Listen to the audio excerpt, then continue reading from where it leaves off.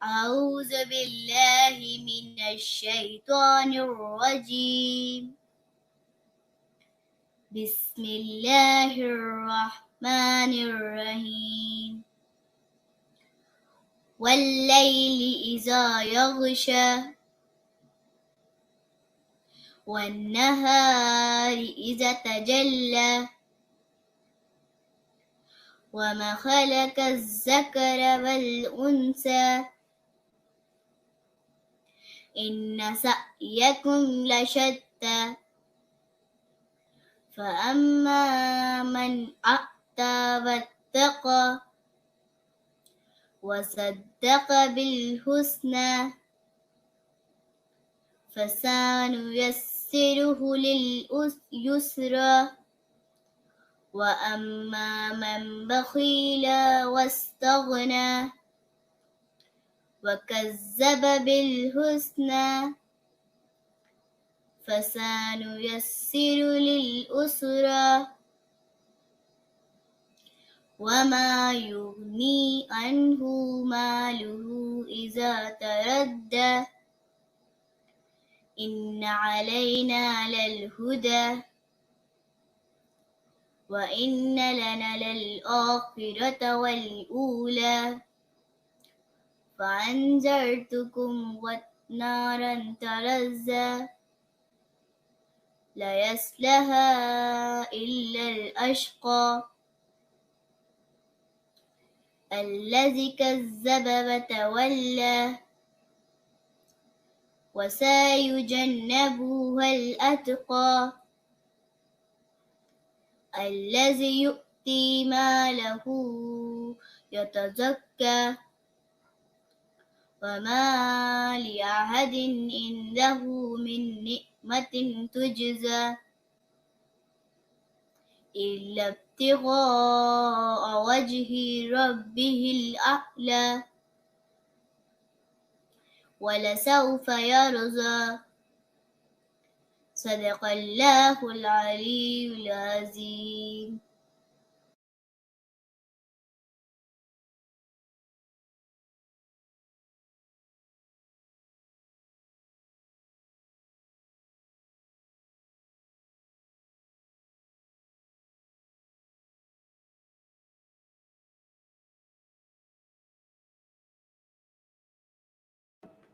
اعوذ باللہ من الشیطان الرجیم بسم اللہ الرحمن الرحیم الحمد للہ رب العالمین باری الخلائق اجمعین والصلاة والسلام علی عبد اللہ ورسولہ وحبیبہ وصفیہ وحافظ سرہ ومبلغ رسالاتہ سیدنا ونبینا ومولانا ابی القاسم محمد اللہم صلی علی محمد وآل محمد وعجل فرجہم۔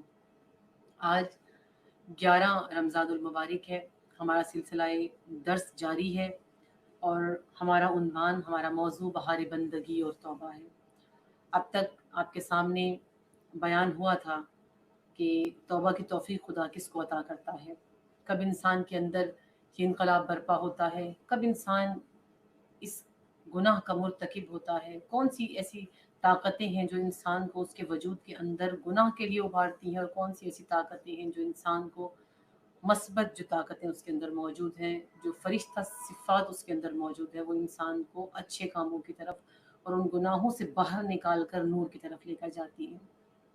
ابھی تک آپ کے سامنے پچھلے دروس میں کچھ دروس گزرے ہیں، ان میں بیان ہوا تھا کہ سب سے زیادہ ضروری عبادات میں ہم توبہ کریں، ہم استغفار کریں، ہم بارگاہ پروردگار عالم میں خود کو پیش کریں، ہم جب بندگی کی طرف آئیں اور ہم بارگاہ پروردگار عالم میں نماز کے لیے کھڑے ہو جائیں، جب ہم قرآن کو کھولیں، کسی بھی عمل کے لیے، چاہے وہ اہل بیت کی محبت ہی کیوں نہ ہو، ہمارا قلبی رجوع ہونا بہت ضروری ہے، ہمارا قلبی تعلق ہونا ان ہستیوں سے بہت ضروری ہے، قلبی رشتہ، قلبی نسبت، مناسبت ہونا بہت ضروری ہے۔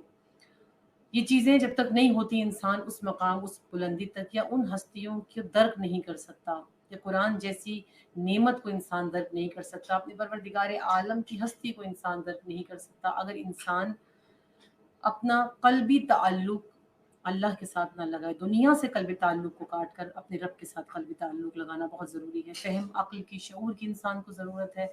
ऐसा फ़हम, ऐसी अक्ल, ऐसा शऊर कि जो नेमतें खुदा ने पर्दों में छुपाई हुई हैं, वो उस फ़हम और शऊर की नूर के ज़रिए से उन पर्दों को चीरते हुए उन नेमतों को हासिल करें।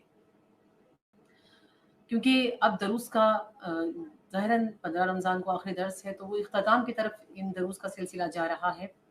तो मैं चाहूँगी कि अब इस मौज़ू को थोड़ा-सा समेटा भी जाए और हम उस तरफ आएँ जो हमसे, हमारी ज़ात से रिलेटेड बात हो, हमारी ज़ात से रिलेटेड जिसका ताल्लुक़ हो हमारी ज़ात से। हम ख़ुसूसियत से अहले तशय्युअ जो एक ऐसी मतलब कौम है, ये कहना चाहिए कि एक ऐसा गिरोह मुसलमानों का, एक ऐसी कौम है हम मुसलमान लश्कर, एक मुसलमान कौम कि जिनके पास खुदा ने बहुत ज़्यादा नेमतें, शायद बाकियों से ज़्यादा नेमतें परवरदिगार आलम ने जिनको दर्क करने की सलाहियत दी है। यदि इमामत जैसी नेमत तो है सबके लिए नेमत है, लेकिन उन हमें इसलिए ज़्यादा है कि हमें इतनी सलाहियत दी है कि हम उन नेमतों को दर्क कर सकें, हम उन नेमतों से मुस्तफ़ीद हो सकें, हम उन नेमतों से फ़ायदा उठा सकें। तो आइम्मा जैसी, अंबिया जैसी हस्तियाँ भी मिली हैं, आइम्मा जैसी हस्तियाँ मिली हैं, परवरदिगार आलम की जानिब से हिदायत मिली है, हादी दिए हैं। और ऐसा हादी जो इस वक्त हमारे वक्त के इमाम हमारे दरमियान में मौजूद हैं, इसी दुनिया में मौजूद हैं। इतना कुछ, इतनी नेमतें हमारे पास मौजूद हैं और हम अहले तशय्युअ कहाँ पर खड़े हैं, हमारा किरदार क्या है, हमें आइम्मा हमसे क्या चाहते हैं, हमें कैसा होना चाहिए। हम जो अब तक इतने गुनाहों के मुर्तकिब हो चुके हैं, इतने से गुनाह ने कबीरा सगीरा सब हमसे मुर्तकिब हो चुके हैं, अब आगे हमने क्या करना है, अब हमारे लिए आगे का अमल क्या है, हम कहाँ जा रहे हैं, कहाँ होना चाहिए, और हम अपनी ज़ात के अंदर झांकें। ये चंद दिन जो हमें मिले हैं, ये बहार बंदगी के दिन, ये हमें अपनी ज़ात के अंदर झांकने के दिन हैं, अपने वजूद के अंदर झांकने के दिन हैं, अपने आप को देखने के दिन हैं कि हम किस जगह हैं, हम किस मकाम पर खड़े हुए हैं। आज इसी हवाले से गुफ्तगू होगी कि कुछ गुनाह ऐसे हैं कि जो अहले बैत की निगाह में बहुत बड़े गुनाह हैं, यानी इतने बड़े गुनाह हैं कि वो अहले बैत जो शफ़ी उम्मत हैं, जो उम्मत की शिफाअत करने वाले हैं, वो आइम्मा, वो अहले बैत, वो नबी अकरम, उस एक चीज़ को देखकर उन्होंने भी कहा है कि अगर उसका तुमने जुर्म किया हो तो फिर हम शिफाअत नहीं करेंगे। वो क्या चीज़ है? इबादत में से सबसे पहली चीज़ जिसको बहुत बड़ा, जिसको तर्क करने का, जिसको हकीर जानने का बहुत बड़ा गुनाह करार दिया है अहले बैत और आइम्मा ने, अहले बैत अत्हार ने, रसूल अकरम ने, आइम्मा अत्हार ने, परवरदिगार आलम ने, वो है नमाज। इमाम बाकर अलैहिस्सलाम और रसूल अकरम सल्लल्लाहु अलैहि वसल्लम मौलाए कायनात इमाम हसन मुज्तबा से बिल्कुल वाज़ेह हदीसें मिलती हैं, यहाँ तक कि बाज़ वसीयतें भी आइम्मा की हैं नमाज से मुतल्लिक, जो उन्होंने अपने बाकी मानदा जो उनके मौजूद थे उनको उन्होंने वो वसीयतें की थी। इमाम बाकिर, इमाम जाफ़र सादिक अलैहिस्सलाम की हदीस है, इमाम बाकिर की हदीस है, इसी तरह इमाम जाफ़र की तो हदीस है। इमाम फरमाते हैं कि इमाम सादिक कहते हैं कि जिसने भी नमाज को हकीर जाना, हम उसकी शिफाअत, वो हमारी शिफाअत से महरूम होगा। जिसने भी नमाज को हकीर जाना है वो शिफाअत से महरूम है। रसूल अकरम सल्लल्लाहु अलैहि वसल्लम की हदीस है कि वो मेरा मानने वाला नहीं है, जो नमाज को हकीर जानता है वो मेरा मानने वाला नहीं है और हौज़े कौसर में मेरे पास वो नहीं पहुंच सकता। वो जो शफ़ी उम्मत है, जिनकी शिफाअत के हम तलबगार हैं, जिनकी शफाअत पर हमें यकीन है और उस यकीन के भरोसे पर हम यहाँ तक पहुँचे हैं, वो कह रहे हैं कि जब अगर तुमने नमाज को हकीर जाना है, वो आइम्मा कह रहे हैं, वो रसूल कह रहे हैं, अगर इसको हकीर जानते हो तो हम तुम्हारी शिफाअत के जिम्मेदार नहीं है, तुम हमारी शिफाअत से महरूम हो जाओगे। हम बाज़ औक़ात इन गुनाहों के मुर्तकिब होते हैं। एक निगाह हम अपने ऊपर डालें कि वाक़ईन ऐसा है, हमारे यहाँ तो बहुत ज़्यादा तादाद में ऐसा है, बहुत ज़्यादा लोग ऐसे हैं कि जो इस भरोसे पर कि हमें इमाम बख्शवा देंगे वो नमाज तर्क करते हैं। मैंने खुद देखा हुआ है, बहुत से ऐसे हैं। और इमाम जिनके भरोसे पर आप इस नमाज को हकीर जानकर तर्क कर रहे हैं, वो इमाम कह रहे हैं मेरी शफाअत से महरूम हो, मैं तुम्हें اس موقع پر اس منزل پر آ کر میری شفاعت سے محروم ہو جاؤ گے. رسول کہہ رہے ہیں کہ میری شفاعت سے, شفیع امت ہے وہ کہہ رہے ہیں کہ میری شفاعت سے محروم ہو جاؤ گے. کرنا کیا ہے اس وقت؟ ابھی دیر نہیں ہوئی, ابھی یہ لمحہ فکریہ ہے ہمارے لیے, آپ کی اور میرے لیے. ابھی دیر نہیں ہوئی ہے, ابھی وقت ہے. ہم توبہ کی جانب آ سکتے ہیں. ہم دوبارہ سے اپنے اس عمل کو انجام, جو کچھ ہم چھوڑ چکے ہیں, جن چیزوں کو ہم ترک کر رہے ہیں, جن واجبات کو ہم ترک کر چکے ہیں, اس وقت ہم ان واجبات کی طرف آ سکتے ہیں. اس وقت خدا نے یہ زندگی دی ہوئی ہے, یہ سانسیں باقی ہیں, یہ قدم چل رہے ہیں, ہم اپنی ٹانگوں پر کھڑے ہیں, ہمارے ہاتھ کام کر رہے ہیں, ہم اپنی ٹانگوں پر کھڑے ہو کر نماز پڑھ سکتے ہیں. ابھی جوانی کا عالم ہے, یا ابھی یہ عالم ہے کہ ہمارا وجود کام کر رہا ہے, ہماری دل کی دھڑکن درست ہے, ہمیں کوئی ایسی بیماری لاحق نہیں ہوئی کہ ہم اللہ کی حضور میں خود کو پیش نہ کر سکیں. ابھی وقت ہے, ابھی مہلت ہے. لیکن بعض اوقات ایسا ہوتا ہے انسان توبہ نہیں کرتا, وقت سے فائدہ نہیں اٹھاتا, فرصت سے فائدہ نہیں اٹھاتا. کون ہوتے ہیں وہ لوگ جو توبہ میں دیر کرتے ہیں؟ اس کی دو وجوہات ہوتی ہیں, یا جہالت کی وجہ سے یا غرور کی وجہ سے. ہمیشہ انسان توبہ میں تاخیر کرتا ہے جہالت کی وجہ سے, توبہ میں تاخیر کرتا ہے غرور کی وجہ سے. کتنے ایسے لوگ ہیں جو یہ سمجھتے ہیں کہ ہم یعنی گناہ کے مرتکب ہوتے ہیں, اور پھر کہتے ہیں ہم نے تو یہ گناہ کیا ہی نہیں. تمہیں کس نے کہہ دیا یہ گناہ ہے؟ تمہیں کس نے کہہ دیا؟ یہاں تک کہ اگر آپ زیادہ کہتے ہیں نا, زیادہ تبلیغ کرتے ہیں یا زیادہ ان کو کہتے ہیں, یہاں تک کہ مائیں بھی اگر اپنی اولاد سے کہتی ہیں, یا اپنے جن کی اولادیں پڑھتی ہیں, نماز پڑھتی ہیں, واجبات ادا کرتی ہیں, وہ کسی اور سے کہتے ہیں تو وہ کہتے ہیں کہ تم کون ہوتے ہو ہمیں بتانے والے. اکثر جواب یہ ملتا ہے آپ نے اپنی قبر میں جانا ہے, ہم نے اپنی قبر میں جانا ہے. ہم کیا کریں کہ جو پیروے امام ہوتا ہے, جو پیروے امام حسین ہوتا ہے, اس کو اپنی فکر نہیں ہوتی, اس کو امت کی فکر ہوتی ہے, اس کو ملت کی فکر ہوتی ہے. وہ چاہتا ہے کہ یہ بھی چلے جائیں, یہ بھی محشور ہوں جنت میں تو امام کے ساتھ محشور ہوں, یہ بھی محشور ہوں, یہ بھی جنت میں جائیں, ان کے بھی اعمال بہترین ہو جائیں, یہ بھی اپنی دنیا اور آخرت دونوں سنوار. امام کا کام یہی ہوتا ہے کہ وہ چاہتا ہے کہ اس کی امت دنیا اور آخرت دونوں کو سنوار لے. اور جو پیرو امام ہوتا ہے اس کا بھی فریضہ یہی ہوتا ہے کہ سب کی دنیا اور آخرت سنور جائے. لیکن ہم میں سے بہت سے غرور کی, تکبر کی وجہ سے, تم کون ہوتے ہو ہمیں کہنے والے, تم کون ہوتے ہو, ہم نے تو یہ گناہ کے مرتکب ہی نہیں ہوئے, دیکھا جائے گا, تمہارے نزدیک یہ چیز اہم ہوگی, ہم دیکھ لیں گے, جب وقت آئے گا تو دیکھا جائے گا, جب بڑھاپا آئے گا تو دیکھا جائے گا. اور وہ نہیں آتا. نہ جانے ہم کس چیز کا انتظار کرتے ہیں, نہ جانے ہم کس لمحے کا, کس لہجے کا انتظار کرتے ہیں. یہ غرور, یہ جہالت انسان کو توبہ سے دور کر دیتی ہے, اور پھر انسان گناہ پہ گناہ کا مرتکب ہوتا ہے. اتنے گناہ کرتا ہے انسان کہ آخرکار ایمان کی روشنی اس کے وجود سے نکل جاتی ہے. جب ایمان کی روشنی انسان کے وجود سے نکل جاتی ہے, اس کی کیفیت یہ ہے, روایتوں میں ہے کہ اگر انسان کے وجود سے گناہ کا مرتکب انسان اس قدر ہو جائے کہ اس کے وجود سے روشنی ایمان کی نکل جائے, اور وہ اس حالت میں گناہوں کا مرتکب ہو کے بغیر توبہ کیے, اپنے جہالت یا اپنے غرور کی وجہ سے توبہ کیے بغیر اگر وہ انسان مر جائے, تو اس کی موت ایسی ہے جس طرح کسی شخص نے زہر کھا لیا ہے, زہر اس کے وجود میں اتر گیا ہے, اور اس کو ڈاکٹر کے پاس لے کر جا رہے ہیں, اور راستے میں وہ دم توڑ جائے. اور جب طبیب کے پاس پہنچے, ڈاکٹر کے پاس پہنچے, تو ڈاکٹر ایک مردے کا کیا علاج کرے گا؟ وہ یا ایسے شخص کی مثال بالکل ہے جس کے دل سے نور نکل چکا ہے, جس کا دل سیاہ ہو چکا ہے, جو گناہوں کا اتنا مرتکب ہوا ہے اپنے غرور یا جہالت کی وجہ سے کہ توبہ کا اسے موقع نصیب نہیں ہوا, اور وہ مر گیا ہے. اس کی حالت یہی ہے, اس کا عالم یہی ہے. جس طرح ڈاکٹر اس مردے کا کیا کہے گا, بس اس کو لے جائیں اور اسے غسل و کفن کر کے دفنا دیں. یہی عالم اس انسان کا ہے کہ اس کا کچھ نہیں ہو سکتا. اب وہ وقت, وہ فرصت جو خدا نے, وہ حیات جو خدا نے, وہ زندگی جو خدا نے اسے عطا کی تھی, اس نے ضائع کر دی ہے ان گناہوں میں. ان گناہوں کے بعد توبہ بھی نہیں کی. جبکہ خدا ایسا نہیں ہے کہ موقع نہیں دیتا.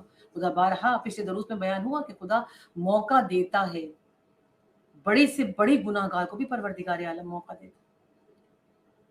امام باقر علیہ السلام کی حدیث ہے, امام فرماتے ہیں کہ دل میں ایک سفید نقطہ ہوتا ہے, انسان کے دل میں ایک سفید نقطہ ہوتا ہے. جب انسان گناہ کرتا ہے تو وہ گناہ کی سیاہی اس سفید نقطے کے اوپر آ جاتی ہے, یعنی وہ نقطہ سیاہ ہونا شروع ہو جاتا ہے. گناہ اس نقطے کو ڈھانپ لیتے ہیں اپنے اندر, وہ سیاہ ہونا شروع ہو جاتا ہے. اور پھر جب وہ آہستہ آہستہ بالکل سیاہ ہو جاتا ہے تو نیکی کی طرف نہیں پلٹتا, پھر وہ انسان نیکی کی طرف نہیں پلٹتا.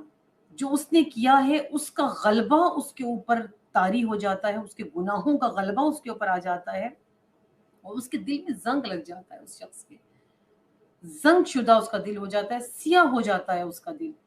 اور جو سیاہ دل ہوتا ہے، جس کا دل سیاہ ہو جاتا ہے، وہ دوبارہ نور کی طرف نہیں آ سکتا. آخر کار گناہ پہ گناہ، گناہ پہ گناہ اتنا کرتا ہے کیونکہ اب اس کو گناہ میں لذت محسوس ہونے لگ جاتی ہے. آپ نے دیکھا ہے نا کئی ایسے ہیں جو شراب پیتے ہیں اور شراب کے نشے میں بدمست ہو چکے ہوتے ہیں، ٹھوکریں کھا رہے ہوتے ہیں، زخمی ہو رہے ہوتے ہیں. کتنے ایسے ہیں کتنے ایسے شرابی ہیں جو اپنے سامنے ہی ایسے لوگوں کو دیکھتے ہیں جو زہریلی شراب پی کے مر گئے. ایسے ہیں نا کئی لوگ زہریلی شراب پی کے مر گئے، یعنی وہ شرابی دیکھ رہا ہوتا ہے کہ میرے سامنے یہ مر رہا ہے، وہ سب کچھ دیکھتا ہے، لیکن وہ پھر بھی بارہا مرتکب ہوتا ہے مزید گناہ کا. شراب پہ شراب پیتا ہے مسلسل، کیونکہ اس کا دل سیاہ ہو چکا ہے. وہ گناہ پر گناہ تسلسل سے کرتا جائے گا اور اس کے بعد صرف ایک گناہ نہیں کرے گا، اس کے بعد اس گناہ کے ساتھ باقی تمام گناہوں کو انجام دے گا.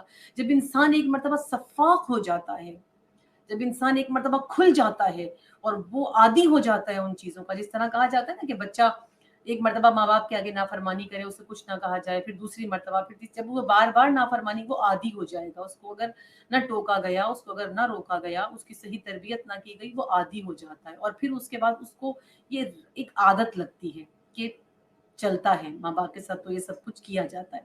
اسی طرح گناہ کرنے والا بار بار گناہ پہ گناہ جب کرتا ہے، اسے اس میں لذت آنے لگ جاتی ہے. شراب کیوں نہیں چھوڑتا انسان؟ اسی لیے کہ اسے اس میں لذت آ رہی ہوتی ہے، جانتے ہوئے حرام ہے وہ پیتا ہے کیونکہ اسے لذت ہے. زانی جانتا ہے کہ میں کیا گناہ کر رہا ہوں، لیکن اسے اس میں لذت آنا شروع ہو جاتی ہے. جب انسان اس نہج تک پہنچتا ہے گویا کہ اس کا دل سیاہ ہو چکا ہے، اور مکمل سیاہ دل اب یہ سفید نہیں ہو سکتا، اب اسے توفیق توبہ نہیں مل سکتی، اب یہ اس جانب خدا کی جانب آ ہی نہیں سکتا. ان چیزوں سے بچنے کے لیے، ان چیزوں سے پرہیز کے لیے، ان چیزوں سے دوری کے لیے مجھے اور آپ کو اپنے کردار کو صاف کرنا ہے. خصوصیت سے شیعہ ہونے کی حیثیت سے ہمیں فرق پتہ ہو. ائمہ کے دوست اور شیعہ ہونے میں فرق ہے. ہم تو بڑے فخر سے اپنے آپ کو شیعہ کہتے ہیں، بڑا فرق ہے. کون ائمہ کا دوست ہے، کون محب ہے، کون شیعہ ہے، بڑا فرق ہے اس میں. شیعہ کون ہوتا ہے؟ جو علم اور عمل کے میدان میں سب سے آگے نکل جائیں. علم کے اور عمل کے دونوں میدانوں میں جو سب سے آگے نکل جائے وہ شیعہ کہلانے کے قابل ہوتا ہے ائمہ کا. آپ اور ہم جیسے لوگ نہیں. وہ عمل میں بھی ایسے ہو، میدان میں وہ علم میں بھی ایسے ہو، اس مقام پر جب وہ پہنچا ہوا ہو تو اس کو کہا جا سکتا ہے کہ ہاں یہ علی کا شیعہ ہے. عمل اس کا ایسا ہو، وہ ہماری طرح گناہوں کا مرتکب نہ ہوا ہو، وہ ہماری طرح نجاستوں میں نہ ہو. امام باقر اور امام جعفر صادق علیہ السلام کے ایک شاگرد ہیں اور صحابی ہیں ان کے، محمد بن مسلم ان کا نام ہے، جو اس دور کے فقیہ تھے. اماموں کے ہوتے ہوئے وہ اس دور کے فقیہ تھے، سب سے بڑے فقیہ مسلمانوں کے، مسلم محمد بن مسلم. اور اماموں کے دور میں امام باقر اور امام صادق کے ہیں. یہ اتنے بڑے فقیہ ہیں کہ ان کو بھی اگر کہا جائے کہ آپ امام کے شیعہ ہیں تو یہ لرزہ ان پر طاری ہو جاتا تھا کہ مجھے شیعہ کہا ہے، میں اس قابل کہاں، میرا یہ مقام کہاں. فقیہ یہ وقت وہ یہ کہہ رہا ہے کہ مجھے شیعہ کہا جا رہا ہے، میں شیعہ ہوں نام کا. اور ہم کتنے آرام سے، یعنی ایک فقیہ، ایک عالم جو میدان عمل میں اور میدان علم میں اتنا آگے ہے، وہ خود کو خوفزدہ محسوس کر رہا ہے. سوچئے ہم کتنی کانفیڈنس سے کہتے ہیں ہم علی کے شیعہ، ہم علی کے ماننے والے. ایک حدیث ہے امام رضا علیہ السلام سے جو سلسلۃ الذہب کے نام سے مشہور ہے، جو سلسلۃ الذہب ایک سنہری سلسلہ رسول اکرم سے، اور مطلب پوری انہوں نے اس میں روایتیں موجود ہیں کہ وہ حدیث جو ہے وہ رسول اکرم سے اور پھر مولائے کائنات امام حسن امام حسین، سلسلہ چلتا ہوا امام رضا نے اس حدیث کو بیان کیا ہے. سلسلۃ الذہب کے نام سے وہ حدیث ہے. اس میں مولانا نے بہت خوبصورت ایک جملہ کہا ہے آپ کے اور میرے لیے، اور عموماً ہم اس جملے کو استعمال بھی کرتے ہیں سمجھے بغیر، ہمیں اس کا معلوم نہیں ہے لیکن ہم اسے سمجھے بغیر اس جملے کو اپنے اوپر استعمال کرتے ہیں. امام فرماتے ہیں کہ علی کی ولایت میرا قلعہ ہے. یعنی امام اس حدیث کو بیان کر رہے ہیں کہ اللہ فرما رہا ہے، کیونکہ حدیث پروردگار عالم سے رسول تک، رسول سے جو میں نے بیان کیا کہ سلسلہ ہے، تو اللہ فرما رہا ہے کہ علی کی ولایت میرا قلعہ ہے. جو اس قلعے میں داخل ہو گیا، جو اس قلعے میں آ گیا، وہ کیا ہے؟ وہ میرے عذاب سے بچ جا گیا، وہ میرے حساب سے بچ گیا ہے، جو بھی علی کی ولایت کے قلعے میں آ گیا۔ اب ہم اس کا ادھر ادھر سے دوسرے اس کے مطلب مطالب اکٹھے کرتے ہیں اور سوچتے ہیں کہ یہ مطلب ہوگا، اس کا یہ مطلب ہوگا، اور لوگ بہت سے ایسے ہیں اہل منبر جو اس کے مطالب کو کہیں سے کہیں گھما کر لے کر بھی جاتے ہیں، جبکہ حدیث بہت واضح ہے، بڑی کلیئر حدیث ہے۔ رسول اکرم خدا فرما رہا ہے کہ علی قلعہ ہے، مولا کائنات کو قلعہ کہا ہے، علی کی ولایت میرا قلعہ ہے، یعنی مولا کائنات کی ولایت وہ قلعہ ہے کہ جس کے اندر جو داخل ہو جائے گا وہ باہر والوں سے کٹ جائے گا، وہ باہر والوں سے جدا ہو جائے گا۔ علی کے قلعے سے، ولایت کے قلعے سے باہر کیا ہے؟ ولایت کے قلعے سے باہر شیطانیت ہے، ولایت کے قلعے سے باہر شہوات ہیں، ولایت کے قلعے سے باہر خواہشات ہیں، ولایت کے قلعے سے باہر دنیا ہے۔ دنیا وہی جس کی مثال مولا کائنات نے دی کہ کوڑی کے ہاتھ میں سور کی انتڑیاں، یہ دنیا ہے۔ قلعہ ولایت کے باہر جو کچھ ہے وہ یہی ہے، یہ دنیا ہے، یہ گندگی ہے، یہ خواہشات ہیں، یہ شہوات ہیں، یہ سب کچھ ہے۔ اس کے اندر جو داخل ہوگا وہ کیسا داخل ہوگا؟ وہ مجھ جیسا، ہم جیسا عام انسان داخل نہیں ہوگا، اس میں وہی داخل ہوگا جو با عمل ہوگا، جو ان خواہشات سے کٹ چکا ہوگا، جو ان شہوات سے کٹ چکا ہوگا، جو اس دنیا سے، اس مال سے کٹ چکا ہوگا، وہ علی کے قلعے میں داخل ہوگا، وہ اس ولایت کے قلعے میں، اللہ کے اس ولایت کے قلعے میں وہی داخل ہو سکتا ہے۔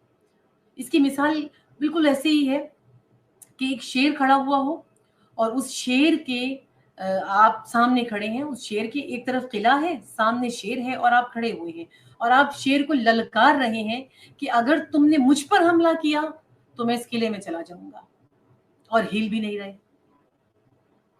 ایک نظر تھوڑی سی توجہ کیجئے گا اس نقطے پر۔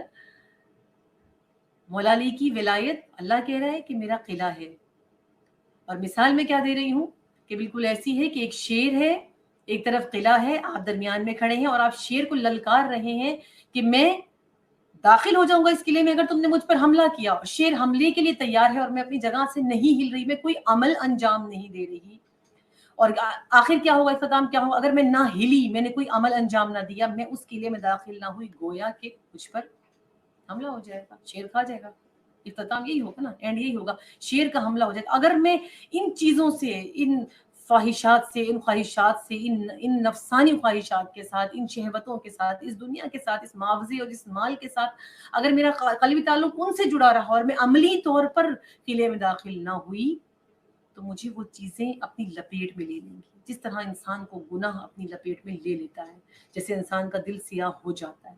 تو یہ قلعہ لفظی نہیں ہے، یہ عملی ہے۔ مولا کائنات کے قلعے میں داخل ہونے کے لیے عملی ہونا ہے، ہم نے عمل کرنا ہے، اور امام پسند بھی اسے کرتے ہیں۔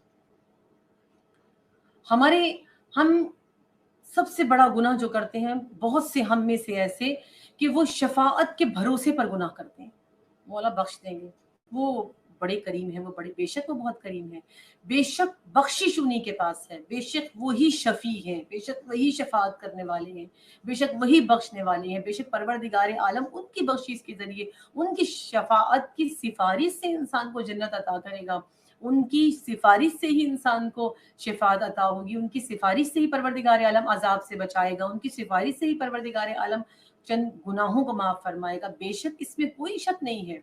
لیکن گناہ کا مرتکب ہونا یہ سوچ کر کے وہ شفاعت کر دیں گے، یہ غلط ہے، یہ خود گناہ ہے۔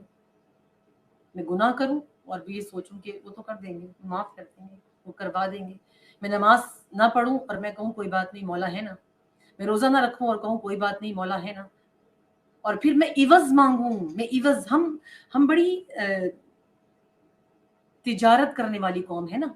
میں روتی ہوں، مجھے امید ہے کہ مجھے رونے کے بدلے میں جنت مل جائے گی، یعنی کہ میں عزا میں جو روتی ہوں، مجھے حسین کے رونے کے بدلے میں جنت مل جائے گی۔ مجھے یقین ہے کہ یہ سب کچھ تو ہے ہی میرا۔ میں عملی طور پر تو اس قلعے میں داخل ہی نہیں ہوئی، میں ولایت میری زبان پر ہے، علی علی میری زبان پر ہے، نام علی میری زبان پر ہے، نام حسین میری زبان پر ہے، لیکن میرا عمل نہیں بتا رہا کہ میں اس قلعے میں داخل ہوئی ہوں۔ میں اس قلعے میں کھڑی ہو کر کہوں کہ علی میرا مولا ہے، علی میرا امام ہے، علی اللہ کا ولی ہے، علی ولی اللہ کے نعرے میں اس قلعے کے اندر کھڑی ہو کر لگاؤں، کیونکہ میرا عمل بتا رہا ہے کہ میں اس قلعے میں رہنے کے قابل ہوں، میں داخل ہو چکی ہوں۔ کیوں؟ میرا عمل بتائے گا، میں فحشات کو اور دنیا کو، سب چیزوں کو ترک کر کے اپنے امام کے قلعے میں ہوں، اللہ کے قلعے میں ہوں، اس ولایت کے قلعے کے حصار میں داخل ہو گئی ہوں. اب جب میں حصار میں عملی طور پر آ گئی ہوں، اب خدا مجھے عذاب سے بچا لے گا. یہی فرمانا ہے. حدیث یہی کہہ رہی ہے نا کہ جو بھی ولایت علی میرا قلعہ ہے، اور جو بھی اس میں داخل ہو گیا وہ میرے عذاب سے بچ گیا. تو وہ جو داخل ہوگا وہ یوں ہی بھاگ کے نہیں چلا جائے گا کہ سب کچھ خواہشات بھی ہیں، فرمائشیں بھی ہیں، سب کچھ پوری دنیا کو لے کر اپنے ساتھ علی کے قلعے میں نہیں جا سکتے آپ. جس نے 3 طلاقیں دنیا کو دی ہوں، اس کے پاس جانے کے لیے آپ کو دنیا کو طلاق دینی ہوگی.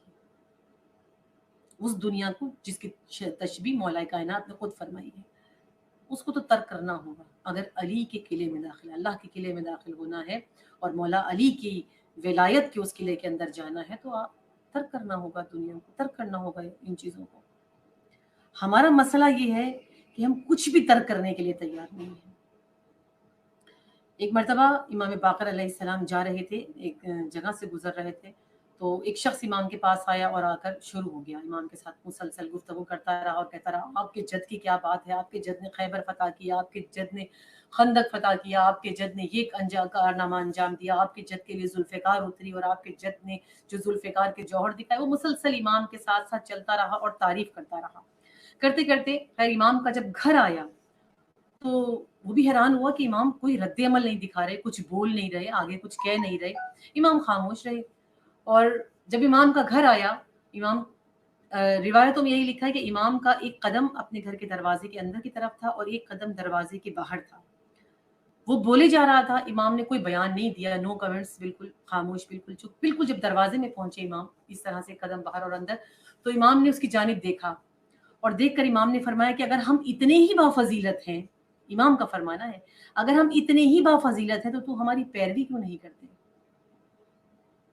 یعنی تم ہماری فضیلتوں کے گن گا رہے ہو، تم میرے جد کی فضیلتوں کے گن گا رہے ہو، تو پیروی کیوں نہیں کرتے؟ اتنا بافضیلت سمجھتے ہو. یہ پیغام، یہ امام کا فرمان آپ کی اور میرے لیے ہے. ہم جو فضائلی قوم ہیں، جو ہم پسند فضائل کرتے ہیں، ہمیں خود بھی تو صاحب فضائل ہونا چاہیے. خود بھی تو ایسے ہو نا کہ ہم سے پتا چلے کہ جن کے فضائل ہم سننا پسند کرتے ہیں، ان کے فضائل کو دیکھ کر کچھ فضائل ہمارے اندر بھی پائے جاتے ہیں، کچھ فضیلتیں ان کو دیکھ کر ہمارے اندر بھی ایجاد ہو جائیں، کچھ بلندیاں ان کو دیکھ کر ہمارے اندر بھی ایجاد ہوتے ہیں، کچھ نور ان کے ذریعے سے منعکس ہو کے ہمارے وجود کے اندر بھی اتر جائے. ہم کرتے کیا ہیں؟ ہم ہیں کہاں؟ جس طرح ہوتا ہے نا، گلاب کی جو پتی ہوتی ہے، ہمارے استاد محترم بہت خوبصورت مثال دیتے ہیں. وہ کہتے ہیں کہ جس طرح گلاب کی پتی ہوتی ہے، آپ کسی بڑے سے بڑے مقرر کو بلائیں، کسی ذاکر کو، کسی مقرر کو بلائیں، اسے کہیں کہ اس پتی پر گفتگو کرو، گلاب کی اس پتی پر یا گلاب پر کوئی گفتگو کرو، بات کرو گلاب کے اوپر. وہ بہترین طریقے سے، بڑے خوبصورت طریقے سے، اپنے بہترین کلام سے، اپنی لفاظی کے ذریعے سے بڑی پیاری خوبصورت گفتگو کرے گا اور کر کے آپ کو بتائے گا کہ گلاب ہوتا کیا، اس کا رنگ ایسے ہوتا ہے، اس کی خوشبو ہے، سب کچھ کرے گا.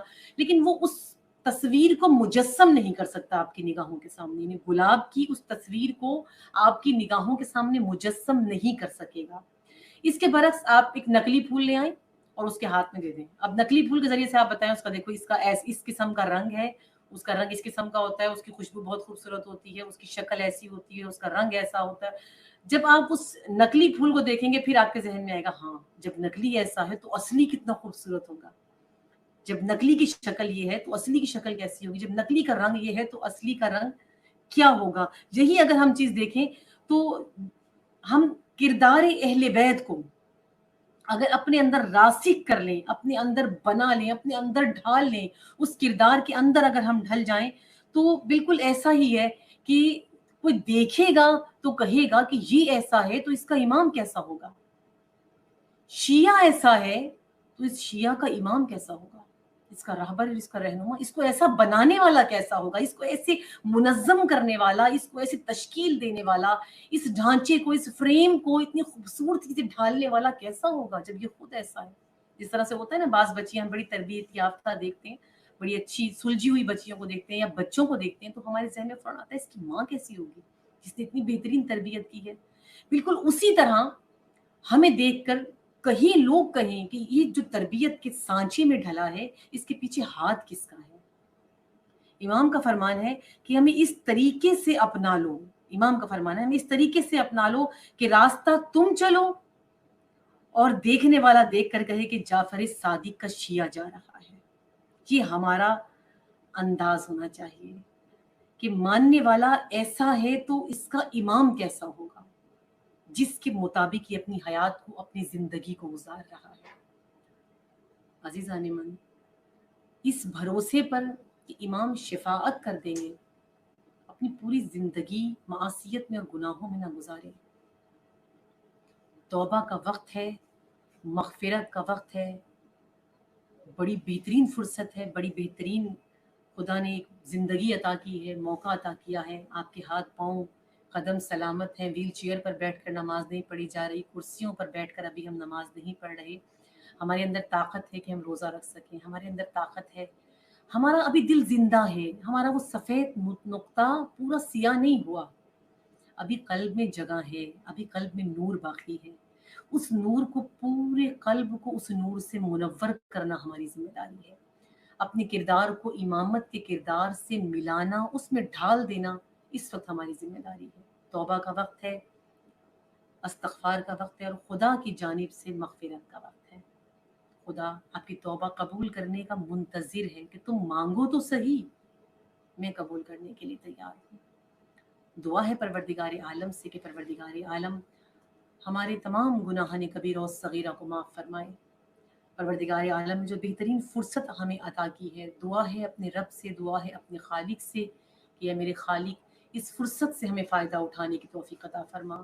جتنے مومن جہاں جہاں بیمار ہیں، ایک بچے کی طرف سے بھی دعا کا کہا گیا ہے، اس سمیت جتنے مومن بیمار ہیں سب کو شفائے کاملہ و عاجلہ عطا فرما. پروردگار عالم سے دعا ہے اس منحوس وائرس کا خاتمہ اس کے بنانے والوں سمیت کر دے. پروردگار عالم سے دعا ہے امریکہ اور اسرائیل کو اور سعودی حکومت کو نیست و نابود کر دے، تمام دشمنان اسلام کو نیست و نابود کر دے. پروردگار عالم جتنے مسلمان جہاں جہاں قید میں ہیں، مشکلات میں ہیں، خصوصیت سے کشمیر کے مسلمان، یمن کے مسلمان، جہاں جہاں مسلمان مشکلات میں ہیں، پریشانیوں میں ہیں، پروردگار عالم ان سب کی پریشانیوں کو دور فرما. دعا ہے پروردگار عالم سے تمام مراجع عظام کو، خصوصیت سے رہبر معظم سید علی خان خامنائی، قائد مقاومت حسن نصر اللہ، اور ہمارے استاد محترم سید جواد نقوی سمیت تمام مراجعوں کو لمبی عمر عطا فرما اور اپنی آخری حجت امام زمانہ کا ظہور جلد از جلد فرما. اللہم صلی علی محمد و آل محمد وعجل فرجہ.